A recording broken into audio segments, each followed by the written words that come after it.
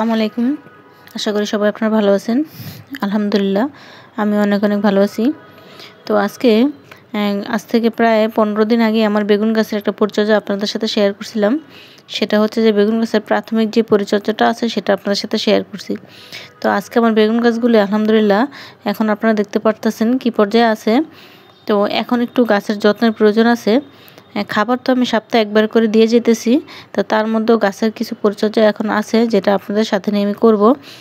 তো টবের গাছে কিন্তু আমাদের অনেক কিছু একটু বুঝে শুনে গাছের একটু যত্ন করতে হয়। মাটিতে যদি গাছ থাকে তাহলে যত্ন একরকম থাকে, আর টবের গাছগুলোর যত্ন কিন্তু একটু অন্যরকমভাবে নিতে হয়। তো আমার এই গাছে দেখা যাইতেছে ফুল এসে পড়ছে। তো এরকম কিন্তু আমার সবগুলো গাছই প্রায় ফুল এসে পড়ছিল।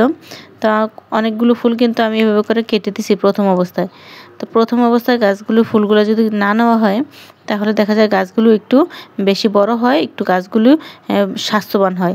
আর যদি আমরা প্রথম অবস্থায় গাছের ফুলগুলো নিয়ে নিই তাহলে দেখা যায় এই ফুলগুলো থেকে যে ফলগুলো হবে সেই ফলগুলোকে বড় করতে গিয়ে গাছগুলো আর তেমন একটা বড় হবে না। তো সেজন্য আমাদের খারাপ লাগলেও যে প্রথম যে ফুলগুলো আসবে টবের গাছের ফুলগুলো আমাদের ছেটে দিতে হবে। তো এভাবে করে আমরা ফুলগুলি প্রথমে ফেলে দেব। এটা হচ্ছে টবের গাছের একটা অতি জরুরি একটা যত্ন। আর এই যে দেখতে পারতেছেন আমি গাছের যে বড় বড় নিচের দিকে যে পাতাগুলি আছে সেই পাতাগুলি আমি কেটে ফেলতেছি। এটা কাটার দুইটা কারণ আছে। তো সে কারণগুলো হচ্ছে যে আমি যদি গাছের বড় বড় পাতাগুলি নিচের দিকের পাতাগুলি যেহেতু এমনিতেই কয়দিন পরে পাতাগুলি মরে যাবে, তো এই পাতাগুলি যদি আমি এখন নিজে কেটে না দিই তখন এই পাতাগুলি মারার জন্য গাছের কিন্তু অনেক শক্তির প্রয়োজন হবে। হ্যাঁ, শক্তির প্রয়োজন হবে। আর দেখা যাবে যে গাছের যে নিচের দিকে যে খাবারটা আছে, গাছ কিন্তু নিচের থেকে কিন্তু খাবারটা উপরের দিকে যায়। তো তখন এই নিচের দিকে বড় বড় পাতাগুলি গাছের খাবারগুলি কিন্তু খেয়ে ওরা বেশি একটু মোটা তাজা হয়ে যায়। দেখতে পারতেছেন আলহামদুলিল্লাহ গাছের পাতাগুলি কত বড় বড়। তো আমি যদি নিচের দিকের পাতাগুলি ছেটে দেই তাহলে যে খাবারটা এই পাতাগুলি খেত সেই খাবারটা কিন্তু উপরের দিকে যাবে, তখন উপরের দিকে গাছটার গ্রোথটা সুন্দর হবে, ভালো হবে। তো এভাবে করে আমরা নিচের দিকের পাতাগুলি যে যদি বড় বড় যে পাতাগুলি থাকে সেগুলি আমরা ছেটে দেব। আর দেখা যায় যদি আমরা গাছের নিচের দিকে পাতা ছেটে না দিই, গাছটা আমার এতক্ষণ টবগুলা কেমন দেখা গেছে আপনারা দেখতে পাচ্ছেন, গাছগুলো পাতা দিয়ে কিন্তু ভরা ছিল। টবের নিচে তেমন কোনো আলো বাতাস চলাচল করতে পারতো না।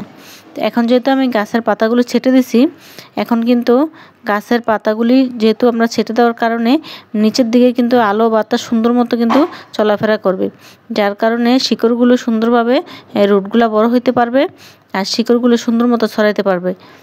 তো এইভাবে করে যদি আমরা নিচের দিকের পাতাগুলো কেটে দিই তাহলে আলো বাতাস চলাচল করলে গাছে রোগ পোকাও কম হয়। অন্ধকার বা স্যাঁতসেঁতে জায়গায় কিন্তু রোগ পোকা বেশি হয়, পোকার আক্রমণ বেশি হয়। আর এই যে প্রথম আমি যে ডগাগুলো আপনারা দেখতেছেন আমি কাটতেছি, গাছের যে একবারে প্রথম যে ডগাটা, এখন যেহেতু আমার গাছের চারদিক দিয়ে অনেকগুলো ব্রাঞ্চ বের হইতেছে প্রতিটা গাছে আলহামদুলিল্লাহ দেখতে পারতেছেন।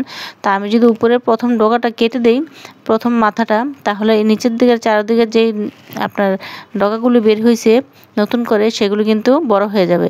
আর যদি আমি উপরের ডগাটা না কাটি তাহলে উপরের দিকে গাছটা বাড়বে, নিচের পাতাগুলি ছোট ছোট হয়ে এটা বেশি বাড়বে না। তো এটা হচ্ছে আরেকটা যত্ন। তো এই ছোটো ছোটো টিপসগুলো আপনারা যারা ভিডিও দেখেন অনেকেই জানেন, আবার অনেকেই জানেন না। নতুন যারা আছেন তাদের জন্য আশা করি ভিডিওটা পুরোটা দেখবেন। পুরোটা ভিডিও দেখলে এই ছোট ছোট অনেকগুলো টিপস কিন্তু জানা যায়। হ্যাঁ, তো ভাই আমিও কিন্তু আগে কিন্তু অনেকের ভিডিও দেখছি, এখনও দেখি আবার অনেক কিছু নতুন নতুন শিখি। তো আগে মায়া করে কাটতাম না, মায়া করে করতাম না, তখন দেখা যেত যে গাছের চেহারা বেশি একটা সুন্দর হতো না। তো ইনশাল্লাহ এবার আমার গাছগুলো দেখতে পারতেছেন আলহামদুলিল্লাহ আল্লাহর রহমতে এ পর্যন্ত ভালো আছে। জানি না গাছ ফল কেমন দেবে, তো এই পর্যন্ত তো ভালো আছে। তা আমি সর্বোচ্চ চেষ্টা করতেছি আমার গাছগুলো সুন্দর করে যত্ন নেওয়ার জন্য। তো এখন একটু সময় হয়েছে একটু আপনার গাছে একটু ফাঙ্গিসাইড বা পেস্টিসাইড যেটাই বলেন সেটা একটু স্প্রে করে দেওয়ার। তো যাদের অর্গানিক আছে অর্গানিক দিবেন, আর যদি কেউ অর্গানিক দিতে না চান বা না থাকে তাহলে রাসায়নিক একটু হালকা করে অল্প একটু পানিতে গুলে যতটুকু পরিমাণ দেওয়ার নির্দেশনা দেওয়া থাকে সেই পরিমাণে দিয়ে গাছগুলোতে দিয়ে দেবেন।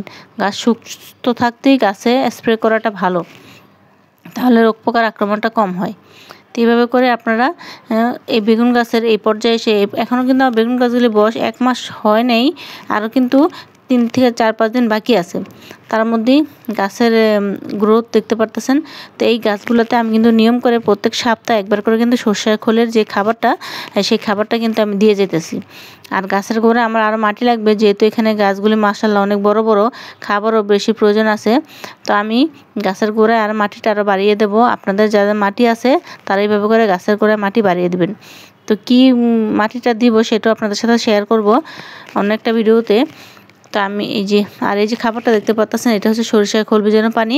আমি সরিষার খোল এভাবে করে ভিজিয়ে রাখি, আমার যখন যে গাছে দেওয়ার প্রয়োজন হয় আমি তখন সেই গাছে আমি দিয়ে দিই। আর আমার বেগুন গাছে আরেকটা জিনিস দিতে হবে, সেটা হচ্ছে এখন যেহেতু ফুল আসতেছে, তো সেটাও একটা খাবার দিব।